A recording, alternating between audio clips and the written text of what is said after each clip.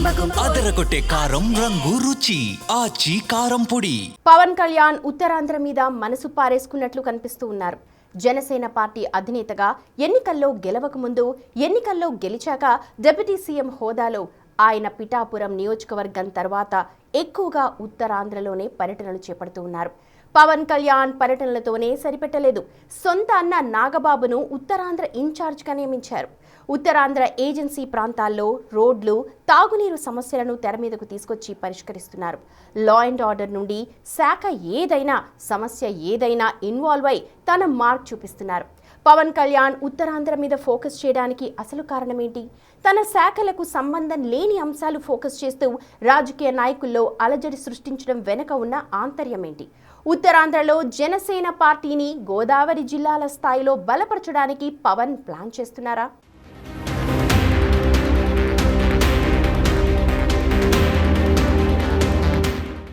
జనసేన అధినేత పవన్ కళ్యాణ్ రాజకీయ ప్రయాణంలో 2014 ఎన్నికల్లో టీడీపీ కూటమికి మద్దతిచ్చారు. ఆ ఎన్నికల్లో టీడీపీ ఘన విజయం సాధించి ప్రభుత్వాన్ని ఏర్పాటు చేసింది. మధ్యలోనే టీడీపీ కూటమికి రామ్ చెప్పిన పవన్ కళ్యాణ్ 2019 ఎన్నికల్లో సింగిల్ గా పోటీ చేయడానికి నిర్ణయించుకుని ఉత్తరాంధ్రను ఎంచుకున్నారు. విశాఖ జిల్లా గాజువాక నుంచి బరిలోకి దిగిన పవన్ కళ్యాణ్ ఓటమి చెందినా కూడా ఎక్కడా నిరుత్సాహపడకుండా పడిలేచిన కెరటన్లా మళ్లీ తన పవరేంటో చూపించాలని విశాఖ కేంద్రంగానే భారీ ర్యాలీ చేపట్టి జనసేన పార్టీ కార్యకర్తల్లో ఉత్సాహంతో పాటు నమ్మకాన్ని నింపారు.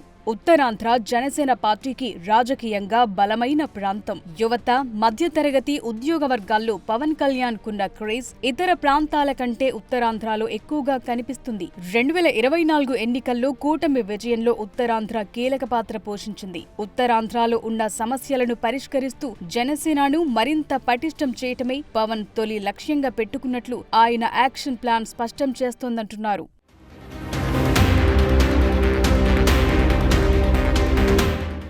ముఖ్యంగా పవన్ కళ్యాణ్ రాజకీయంగా చేస్తోన్న ఆలోచనలు చూస్తే కూటమి ప్రభుత్వంలో భాగస్వామి అయినా పార్టీ పరంగా రానున్న 3 ఏళ్లలో ఉత్తరాంధ్రను బలోపేతం చేసి 2029 ఎన్నికల్లో సీట్ల కోటా పెంచే ఆలోచన ఉత్తరాంధ్ర నుంచి మొదలు పెడుతున్నట్లు అర్థమవుతుంది. జనసేన పార్టీకి ఉభయ గోదావరి జిల్లాలు కొండంత బలం. ముఖ్యంగా కాపు సామాజిక వర్గం బలంగా ఉన్న ప్రాంతం కావటంతో పవన్ కళ్యాణ్ కు ఉభయ గోదావరి జిల్లాల్లో రాజకీయంగా ఎలాంటి డోకా లేదు అనేది స్పష్టంగా అర్థమవుతోంది. ముఖ్యంగా 2024 ఎన్నికల్లో ఉమ్మడి పశ్చిమ గోదావరి జిల్లా నుంచి 6 ఎమ్మెల్యేలను, ఉమ్మడి తూర్పు గోదావరి జిల్లా నుంచి 5 ఎమ్మెల్యేలు గెలిచి 2 జిల్లాల్లో కలిపి పోటీ చేసిన 11 ఎమ్మెల్యే సీట్లను కైవసం చేసుకున్నారు జనసేనాని.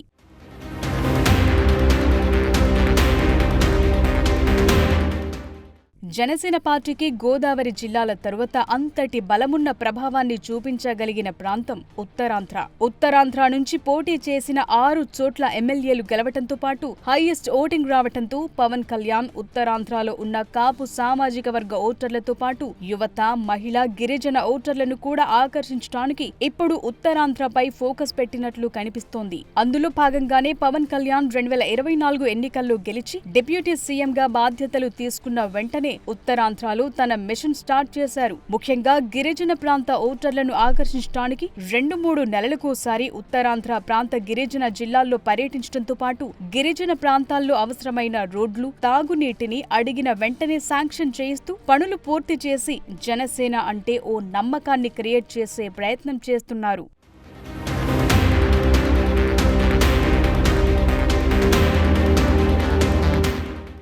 దీంతో పాటు పవన్ కళ్యాణ్ తన అన్న నాగబాబుకు ఎమ్మెల్సీ పదవి ఇవ్వటమే కాకుండా అత్యంత కీలకమైన ఉత్తరాంధ్రకు ఆయన్ను పార్టీ ఇన్ఛార్జుగా చేయటంతో జనసేన పార్టీ ఉత్తరాంధ్రకు పవన్ కళ్యాణ్ కుటుంబం నుండి ఎంత ప్రాధాన్యత ఇస్తుందో అర్థమవుతోంది. ఎమ్మెల్సీ నాగబాబు కూడా ఉత్తరాంధ్రలోని అనేక ప్రాంతాల్లో పర్యటనలు చేయటంతో పాటు ఉత్తరాంధ్రకు కీలకమైన నాయకులుగా వ్యవహరిస్తోన్న జనసేన పార్టీ క్యాడర్తో సమావేశాలు నిర్వహించి పార్టీని మరింత బలోపేతం చేసే ప్రయత్నాలు చేస్తున్నారు. దీన్ని బట్టి చూస్తే రానున్న ఎన్నికల్లో ఉభయ గోదావరి జిల్లాల తరువాత ఎక్కువ సీట్లు పవన్ కళ్యాణ్ ఉత్తరాంధ్ర నుండి తీసుకునే అవకాశముందని రాజకీయ విశ్లేషకులు చెప్తున్నారు.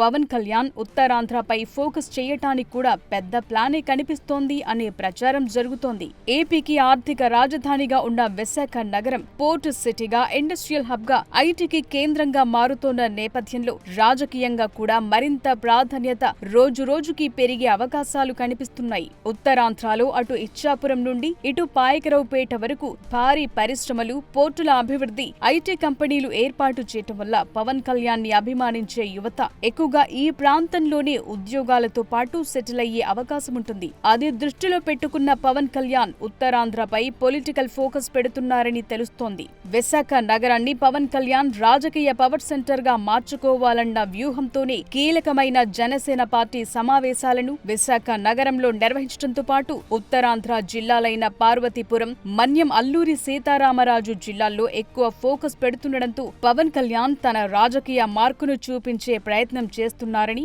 రాజకీయ విశ్లేషకులు అంటున్నారు.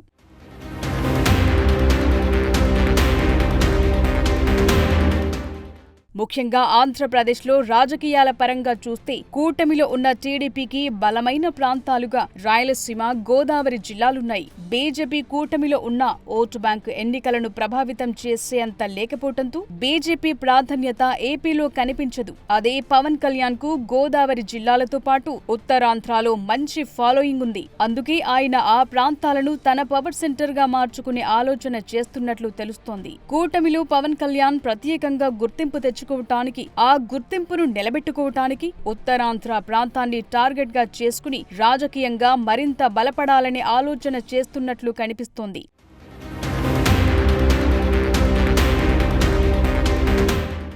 దానికి తోడు గత ఎన్నికల్లో 34 అసెంబ్లీ స్థానాలు ఉన్న ఉత్తరాంధ్రలో వైసీపీ కేవలం 2 స్థానాలను మాత్రమే గెలుచుకుంది. ఉత్తరాంధ్రలో వైసీపీ పాలనపై అసంతృప్తి చెందిన ప్రజలు కూటమిని గెలిపించారు కాబట్టి అధికారంలో ఉన్న మరో 3 ఏళ్లలో ఉత్తరాంధ్ర జిల్లాల్లో పాగా వేస్తే 2029 ఎన్నికలకు సిద్ధం కావచ్చు అని జనసేనాని ఆలోచన చేస్తున్నట్లు తెలుస్తోంది. అందులో భాగంగానే ఉత్తరాంధ్రకు జనసేన పార్టీ అధిక ప్రాధాన్యత ఇస్తుందట.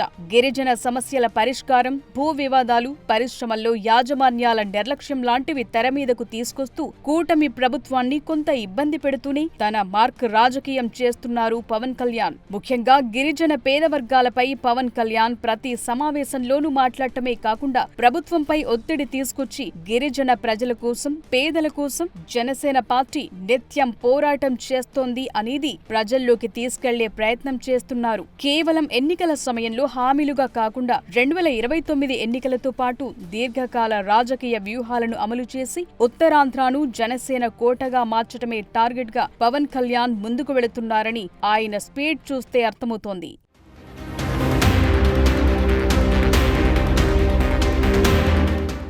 కూటమిలో అధికార భాగస్వామిగా ఉన్న పవన్ కళ్యాణ్ ఉత్తరాంధ్ర సమస్యలను, అక్కడ చోటు చేసుకుంటున్న రాజకీయ పరిణామాలను స్వయంగా సీఎం సమక్షంలోనూ ప్రజా వేదికలపైన ప్రస్తావించడంతో కూటమి నాయకులకు కూడా మింగుడు పడటం లేదట. ముఖ్యంగా కలెక్టర్ల సమావేశంలో డిప్యూటీ సీఎం పవన్ కళ్యాణ్ ఉత్తరాంధ్రలో భూ కబ్జాలు, ల్యాండ్ సెటిల్మెంట్లు ఎక్కువగా జరుగుతున్నాయని, అధికార పార్టీకి చెందిన అనేక మంది ఈ ల్యాండ్ సెటిల్మెంట్లు, భూ కబ్జాల్లో భాగస్వాములవుతున్నారని సీఎం సమక్షంలోనే వ్యాఖ్యలు చేయటం పెద్ద రాజకీయ దుమారమే రేపింది. ముఖ్యంగా పవన్ కళ్యాణ్ ఉమ్మడి విశాఖ జిల్లాకు ఉన్న ఏకైక మంత్రి, హోం మినిస్టర్ వంగలపూడి అనితను టార్గెట్ గా చేస్తుండటం చర్చకు దారితీస్తోంది. శాంతి భద్రతల విషయంలో ముఖ్యంగా భూ కబ్జాలు, ల్యాండ్ సెటిల్మెంట్లు ఉత్తరాంధ్రలో ఎక్కువగా జరుగుతుండటంతో వాటిని కంట్రోల్ చేయలేక పోలీస్ వ్యవస్థ కూడా చేతులెత్తేస్తోందన్న ధోరణితో పవన్ కళ్యాణ్ వ్యాఖ్యలు చేయటం హోంమంత్రిని కార్నర్ చేయటానికి అన్న అభిప్రాయం వ్యక్తమవుతోంది.